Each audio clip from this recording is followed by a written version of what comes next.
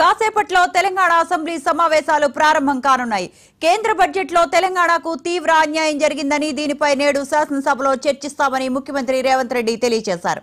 రాష్ట్ర ప్రభుత్వ నిరసనను తెలియజేస్తూ తీర్మానం ఆమోదించి కేంద్రానికి పంపిస్తామని వెల్లడించారు. బడ్జెట్ ప్రసంగంలో తెలంగాణ అనే పదాన్ని నిషేధించిన కేంద్ర వైఖరిని ఎండగట్టడానికి శాసనసభలో జరిగే చర్చలో అన్ని పార్టీలు పాలుపంచుకోవాలని కోరారు. మాజీ ముఖ్యమంత్రి కేసీఆర్ కూడా చర్చల్లో పాల్గొనాలని సూచించారు.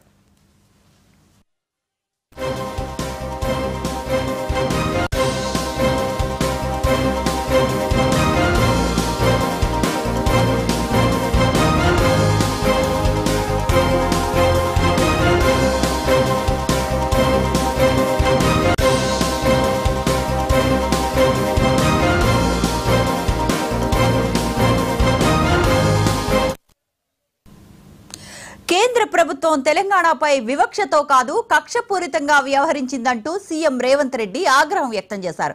కేంద్ర బడ్జెట్ ను కుర్చీ బచావో బడ్జెట్ గా అభివర్ణించారు.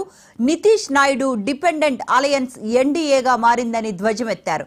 ఆర్థిక మంత్రి నిర్మలా సీతారామన్ తెలంగాణ విషయంలో వైఖరి మార్చుకొని బడ్జెట్ ను సవరించి విభజన హామీలతో పాటు రాష్ట్ర ప్రభుత్వం కోరిన అంశాలకు అనుగుణంగా కేటాయింపులు జరపాలని కోరారు.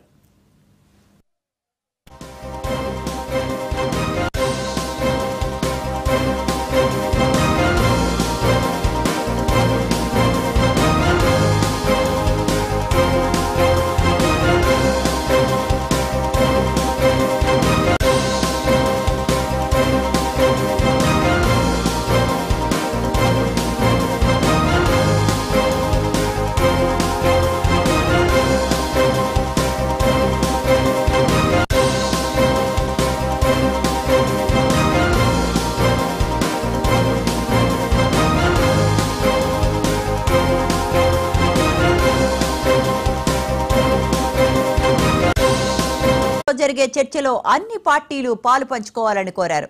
మాజీ ముఖ్యమంత్రి కేసీఆర్ కూడా చర్చలో పాల్గొనాలని సూచించారు.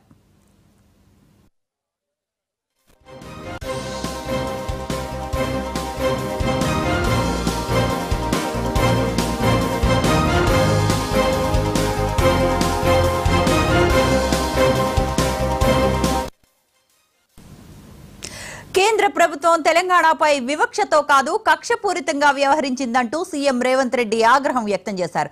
కేంద్ర బడ్జెట్ ను కుర్చీ బచావో బడ్జెట్ గా అభివర్ణించారు. నితీష్ నాయుడు డిపెండెంట్ అలయన్స్ గా ఎన్డీఏ మారిందని ధ్వజమెత్తారు. ఆర్థిక మంత్రి నిర్మలా సీతారామన్ తెలంగాణ విషయంలో వైఖరిని మార్చుకొని బడ్జెట్ ను సవరించి విభజన హామీలతో పాటు రాష్ట్ర ప్రభుత్వం కోరిన అంశాలకు అనుగుణంగా కేటాయింపులు జరపాలని కోరారు. అయితే ఇదే అంశానికి సంబంధించిన ఫుల్ అప్డేట్స్ మా స్పెషల్ కరెస్పాండెంట్ సందీప్ లైవ్ లో అందిస్తారు. సందీప్, చెప్పండి. ముఖ్యంగా ఈ రోజు అసెంబ్లీ సెషన్స్ రెండవ రోజు కూడా పూర్తిగా తెలంగాణకు సంబంధించినటువంటి తెలంగాణకు జరిగినటువంటి అన్యాయంపై కూడా ఈ రోజు ఈ అసెంబ్లీ సమావేశంలో చర్చించారు. ముఖ్యంగా ఏదైతే కేంద్ర బడ్జెట్ పూర్తిగా తెలంగాణకు సున్నా కేటాయించింది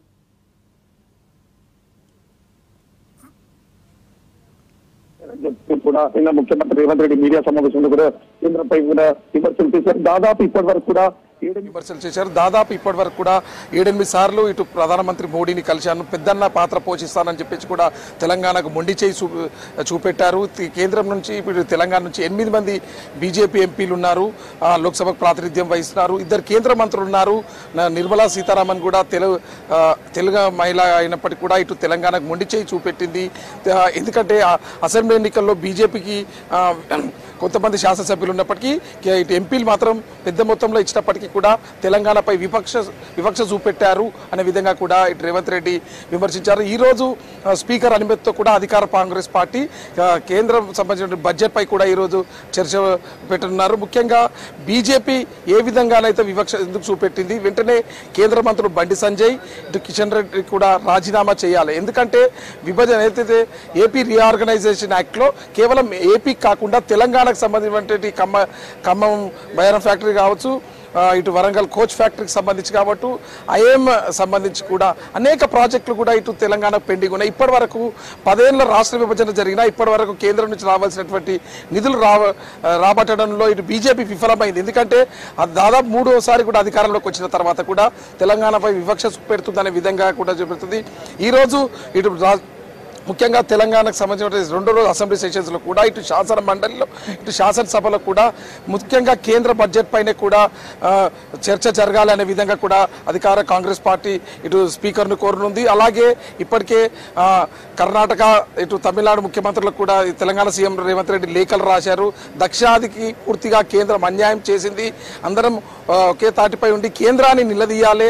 25% ఉన్నటువంటి ఎంపీలు దాదాపు 140 మంది ఎంపీలు మనం ఇక్కడ నుంచి ప్రాతినిధ్యం ఇస్తున్నాం. అటువంటి సమయంలో ఇక్కడ దక్షిణాదికి పూర్తిగా అన్యాయం జరుగుతుంది. దీనిపై కూడా అందరం కూడా పోరాడాలి. త్వరలోనే ఇటు కేరళ, పుదుచ్చేరి, ఆంధ్రప్రదేశ్ రాష్ట్రాల ముఖ్యమంత్రులకు కూడా లేఖ రాస్తాను. అందరం కూడా 6 రాష్ట్రాల సీఎంలు కూడా ఒక్కదానిపై ఉండి కూడా పోరాడాలి అనే విధంగా కూడా వారిపై లేఖలు రాస్తున్నారు. ముఖ్యంగా ఎందుకు దక్షిణాదిపై వివక్ష చూపెడుతుంది అనే విధంగా కూడా మనం పోరాడాలి. ఎందుకంటే ఏపీ రీఆర్గనైజేషన్ యాక్ట్ సంబంధించి పెద్ద ఎత్తున కూడా మనకు నిధులు బాకాయలు రావాల్సి ఉంది. కానీ కేంద్రం ఎప్పుడు మొండి చేయి చూపెడుతుంది. నిన్న జరిగినటువంటి సంబంధించి బీహార్, ఆంధ్రప్రదేశ్ మాత్రం, ఎందుకంటే అక్కడ ఫ్రెండ్లీ గవర్నమెంట్ ఉంది, వాళ్ళకు అనుకూలంగా ఉంది. ఎందుకంటే 25 ఎంపీలు ఉన్నటువంటి ఏపీ నుంచి కూడా వారు ఫ్రెండ్లీగా ఉన్నారు. ఎందుకంటే బీహార్, ఆంధ్రప్రదేశ్ జరిగితే తప్పకుండా అక్కడ ప్రభుత్వం కూలుతుంది. అందుకని కుర్చీని కాపాడుకునేందుకే మోడీ 2 రాష్ట్రాలకు అధిక మొత్తంలో కూడా నిధులు కేటాయించారు బడ్జెట్లు. దానికి సంబంధించి కూడా ఈ రోజు కూడా తమ 2 రాష్ట్రాలకు ఇచ్చినందుకు వ్యతిరేకిస్తలేం, కానీ తమకు కూడా న్యాయం చేయాలి అనే విధంగా కూడా, ఎందుకంటే ప్రతి సభలో కూడా తను పెద్దన్నయ్య పాత్ర పోషించాను అని చెప్పేసి కూడా మోడీ అంటున్నారు. కానీ ఇటు తెలంగాణలో మాత్రం వివక్ష చూపెడుతున్నాడు. ఎందుకు కేంద్రంపై, తెలంగాణపై వివక్షణ, తనపై వివక్షణ? ఎందుకంటే విపక్ష నేతల సీఎంలు ఉన్నటువంటి హిమాచల్ కావచ్చు, కర్ణాటక కావచ్చు, ఇటు తెలంగాణ కావచ్చు, ఎప్పుడు మొండి చేయి చూపెడుతున్నారు. ఎందుకు ఇంత వివక్ష అని చెప్పేసి కూడా రేవంత్ రెడ్డి నిన్న విమర్శించడం జరిగింది. ఎందుకంటే కేవలం 3 రాష్ట్రాలను, దక్షిణాది రాష్ట్రాలను కేవలం ఓటింగ్ యంత్రాలుగా చూస్తున్నారు. కేవలం ఎన్నికల వేళ మాత్రమే మాపై మాటలు చెప్తున్నారు తప్ప అభివృద్ధి చేయడంలో పూర్తిగా విఫలమయ్యారని చెప్పేసి కూడా ఇటు విమర్శ చేశారు. ఈ రోజు మాత్రం కొద్దిగా ఇంట్రెస్టింగ్ గా ఉండబోతుంది తెలంగాణ శాసనసభకు సంబంధించి. ఎందుకంటే పెద్ద ఎత్తున కూడా ఈ రోజు ఇటు బీజేపీని నిలదీసేందుకే చెప్పేసి కూడా చెప్పు. Right, thank you Sandeep.